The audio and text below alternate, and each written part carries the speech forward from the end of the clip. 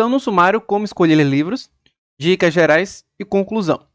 Então, tem uma frase que eu coloquei aqui, que é: sente-se em paz, leia bons livros, sua vida será bem melhor. Será que será bem melhor se a gente ler a nossa vida? Será que ela vai ter algum tipo de diferença entre eu ler e não ler algo? A gente sabe, na verdade, nos dias de hoje, que leitura é muito importante para a nossa cognição e para o funcionamento cerebral. Conforme envelhecemos, caso nós sejamos leitores ativos, o que pode acontecer é que nosso cérebro, de certa forma, ele continua trabalhando e isso pode evitar algumas doenças relacionadas a esquecimento. A gente também sabe, por exemplo, que adquirir conhecimento e vocabulário é muito importante nas relações pessoais. Por exemplo, se você lê bons livros, adquire vocabulário, você consegue se expressar melhor, consegue conversar melhor e você vai encontrar várias palavras que vão fazer com que sua explicação e a forma de você pensar seja mais rebuscada e refinada. Então a leitura traz vários benefícios, inclusive, se a gente pensar bem, também na carreira profissional. Porque você ler coisas sobre a sua área, você aprender coisas sobre a sua área, de certa forma pode fazer com que você possa crescer profissionalmente, porque você vai apresentar um conhecimento a mais ali que vai agregar e que pode te ajudar a progredir, sei lá, na sua carreira. Então ler é uma coisa muito importante, tanto que por que as pessoas indicam faculdade? Porque a faculdade, além de você receber o ensino, você também vai saber, de certa forma, onde você vai buscar aquele conhecimento sobre aquela área. Então, conhecimento mais sistematizado. Então, agora vamos à parte prática. Como ler livros? Já pensaram nisso? Como escolher? Então, primeiramente, nós temos dois tipos de livro. O Kindle, que é um livro mais digital, que o Kindle, se eu não me engano, é da Amazon, e temos o livro físico. Além disso, nós podemos, por exemplo, obter apostilas de faculdade, de cursos e muitas outras informações. Mas falando especificamente de livro, é importante a gente saber que cada pessoa tem um gosto específico. Eu, por exemplo, gosto de ler muito livro físico. Embora eu saiba que um dia isso pode me trazer algum problema, porque precisa de espaço o livro físico, e também os livros físicos eles ficam velhos e às vezes acabam perdendo, de certa forma, a utilidade. Existem pessoas que gostam de livro físico, e eu sou desse tipo de pessoa. Mas existem pessoas também que gostam de livros virtuais. Esses livros virtuais, que hoje são chamados de e-book, também são uma ótima forma de você comprar livros e ler de forma barata. Geralmente livros digitais, como não tem muito custo associado à impressão e à produção, comparado ao livro físico, acaba sendo mais barato. Então você consegue acesso a mais livro, você economiza espaço físico e você tem muitas vantagens. Assim como o livro físico também tem suas vantagens. Hoje tudo é muito digital. Então temos celulares, temos redes sociais, trabalho no computador, tudo é digital. Então aquela luminosidade que a gente vê constantemente, as pessoas elas querem fugir um pouco disso. Então o livro físico também tem suas vantagens por causa disso. É algo mais natural, algo que sempre foi utilizado ao longo da história e que aparentemente não traz nenhum tipo de problema físico. Embora eu acho que o Kindle hoje já está tão adaptado a ponto de não trazer mais tanto prejuízo visual caso a pessoa tenha problema com luminosidade. Então, temos esses dois tipos. Então, é muito importante antes de você escolher o livro, você tem que escolher a forma como você vai ler o livro. E saber que também nós temos tipos de leitura diferentes. Nós temos leitura, por exemplo, leitura detalhista, no qual nós vamos ler o livro prestando atenção em tudo que está sendo dito ali. Existe uma chamada leitura dinâmica. A leitura dinâmica você vai ler de forma mais rápida, sem se atentar muito às coisas mais complicadas do livro. Você não vai ficar refletindo muito sobre o que ele está falando. É a chamada leitura panorâmica.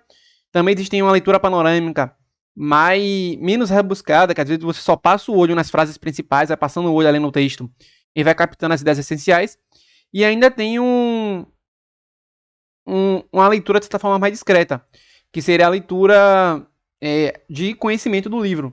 Seria aquela leitura que você vê ali no sumário, vê as últimas páginas, vê as páginas iniciais, vê um capítulo do meio ali para ver como é o livro. Você cria um panorama sem precisar ler todas as páginas do livro, nem pela leitura panorâmica, nem pela leitura detalhista. Você acaba tendo essa visão geral, sem necessariamente se atentar e sem precisar passar todas essas páginas que um livro tem. Então você tem que escolher. Tem a leitura mais geral, de conhecimento. Tem a leitura panorâmica, em que você passa só o olho no texto. Existe a leitura que você panorâmica, que você lê o livro, mas você não se atenta muito a refletir naquilo que ele está falando.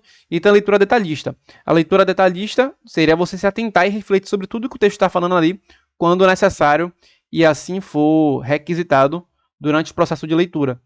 Na verdade, sim, as pessoas elas fazem mais a leitura detalhista, mas a leitura panorâmica, ela também é uma leitura muito importante e que nós temos que saber que tipo de livro a gente vai fazer uma leitura detalhista e que tipo de livro a gente vai fazer uma leitura panorâmica. Existem pessoas também que sugerem, por exemplo, que primeiro se faça uma leitura panorâmica do livro e depois você faz uma leitura detalhista do livro.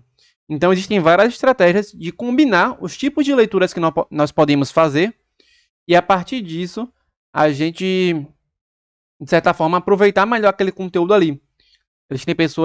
Existem vários meios de a gente fazer essas combinações e cada um vai escolher a sua forma.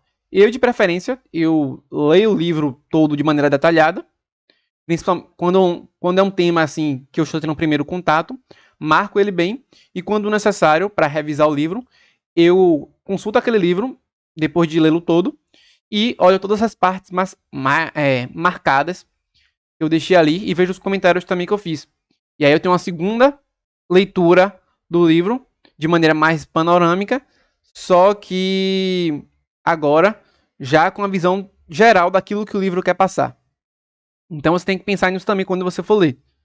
E é claro que você não vai ficar se debruçando só pensando nisso. Escolha e inicie. O importante é iniciar. Então faça uma lista de livros com temas que te interessam e são necessários. Então uma coisa que eu sempre faço quando eu vou ler é se organize. Eu vou falar aqui um pouquinho no canal sobre organização financeira, vou falar de organização, administração de tempo, vou falar também coisas mais práticas mais pra frente. E também vou falar de coisas profundas. Mas quando a gente fala também de livro, a gente também precisa ser muito organizado. Porque senão você acaba lendo qualquer coisa e lendo livros que não te acrescentam muita coisa e que às vezes são até similares a outros.